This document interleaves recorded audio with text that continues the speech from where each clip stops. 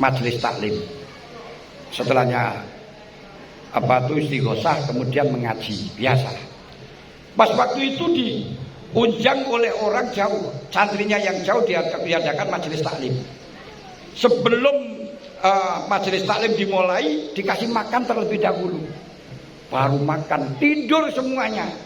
Santrinya tidur semuanya. Bingung sampai Syekh Rozi, ini apa ini? Kok tidur semuanya? Ini berarti ada yang tidak beres. Santrinya yang memberi makan dipanggil.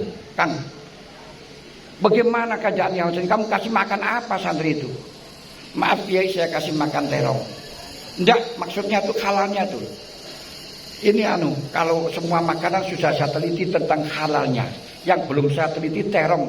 Saya membeli Kiai di jalanan, saya tidak tahu orangnya kulaknya dari mana. Coba kamu teliti.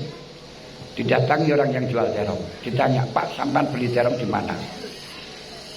Maaf Mas, saya tuh nggak punya terong, tapi karena saya butuh uang, terus saya mencuri terongnya Pak Haji 10 biji, saya jual. Loh, gara-gara ini. Walaupun dia itu membeli, tapi yang dibeli itu barang curian, tetap akan bisa mempengaruhi gelapnya hati. Tidak kuat untuk ngaji, tidak kuat untuk sholat, tidur. Terus akhirnya harus minta halal.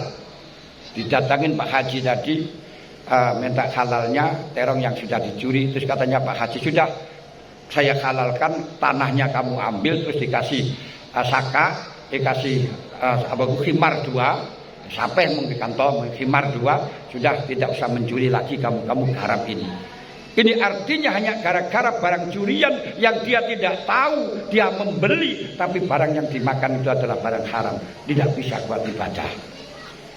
Jangankan itu, diantaranya lagi, maaf, seperti Syekh Qasim Al-Baghdadi Al-Junaidi sebagai mazhab kita di dalam tasawuf yang terkenal dengan Wali Junaid.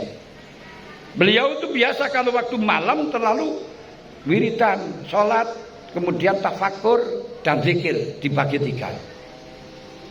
Lalu tiba-tiba di tengah aku ada selama 3 hari, dia tuh bingung. Buat sholat nggak kuat, aras-arasan. Kalau wiridan nggak merasakan, udah ngantuk, ditidurkan nggak bisa tidur.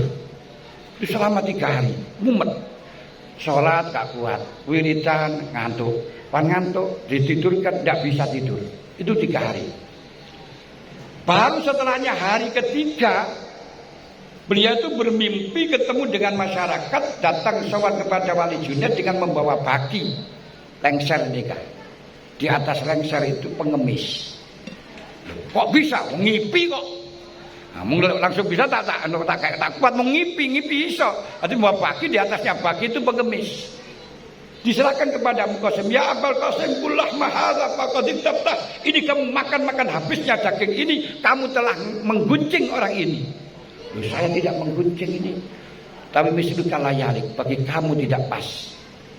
Akhirnya ingat, pada hari ketika sebelum 3 hari kemarin dia ke pasar. Ada orang minta-minta, hanya minta-minta gitu saja loh. Abu Qasim banyak mengatakan dalam hati, lau sona hadza rajul liyasuna nafsahu lakana ajmal. Andai kata orang ini mau bekerja untuk melindungi diri dari minta-minta, tentu indah. Hanya mengatakan semacam itu, disiksa oleh Allah. 3 hari tidak bisa melaksanakan ibadah dengan sempurna. Masya Allah. Akhirnya beliau datang ke pasar mencari orang tadi.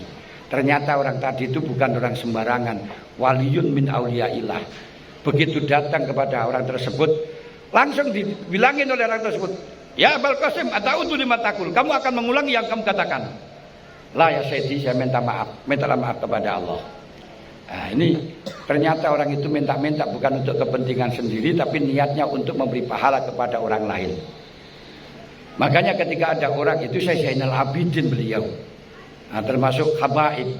Makanya ketika begitu ada orang protes, itu orang alim fakih tukang ngaji kok minta-minta, protesnya kepada Syekh Qasim Al-Baghdadi. Syekh Qasim mengatakan itu bukan minta. Al-yadul ulya khairum minal yadis sufla.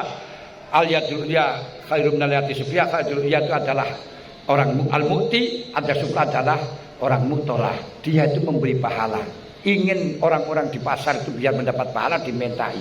Karena kalau tidak dimintai semacam itu tidak dapat pahala. Dan kalau gak percaya, ini kirimkan uang.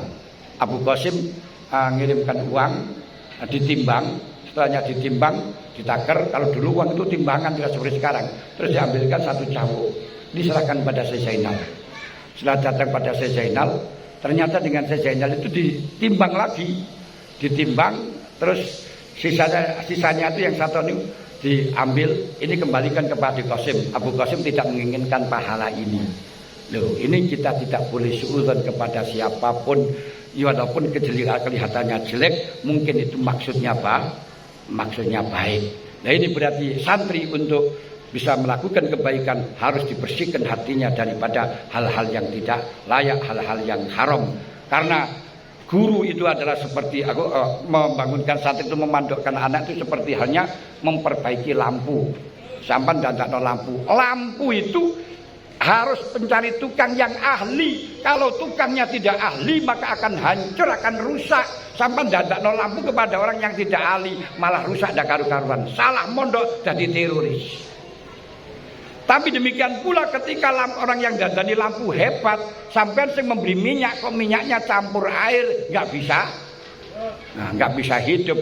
Makanya seperti Musa Samiri, walaupun lampunya, walaupun tukangnya itu malaikat Jibril, tapi karena minyaknya campur banyu nggak bisa hidup. Hadirin hadirat ingkang Allah hormati, ini saja yang bisa kami sampaikan untuk pertemuan pada siang hari ini.